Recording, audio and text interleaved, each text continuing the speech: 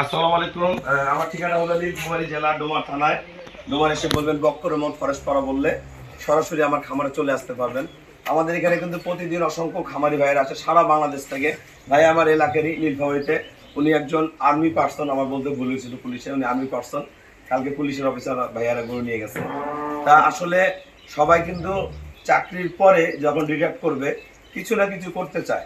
তা যারা আমরা অনেক ভাইয়েরা চাকরি করে, চাকরির পরে আসলে ব্যবসা গোছায় উঠাইতে পারে না।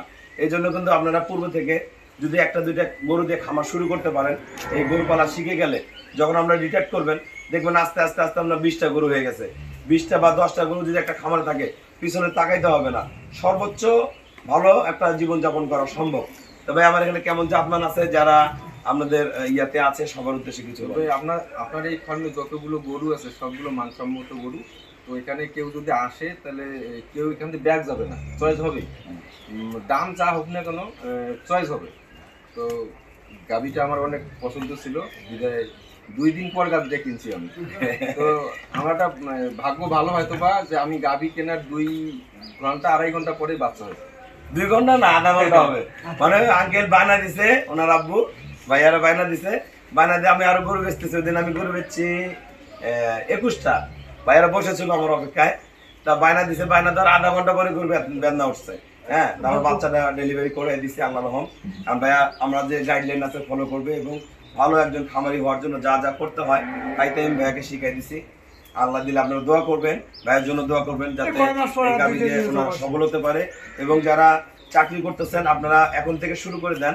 আপনার একটা দুইটা গাভী যদি কিনে ইনভেস্ট করে কোথাও রাখেন, একটা মানুষকে যদি চাকরিও দেন, একটা লোক যদি দিনে 500 টাকা বেতন নেয়, আপনার টাকা ফুরাবে না। তারপর আপনার টাকা থাকবে এবং আপনার অভিজ্ঞতা বাড়বে, খামার করার যে ইচ্ছাটা সেই আগ্রহটা জাগবে এবং খামার করা শিখে যাবেন।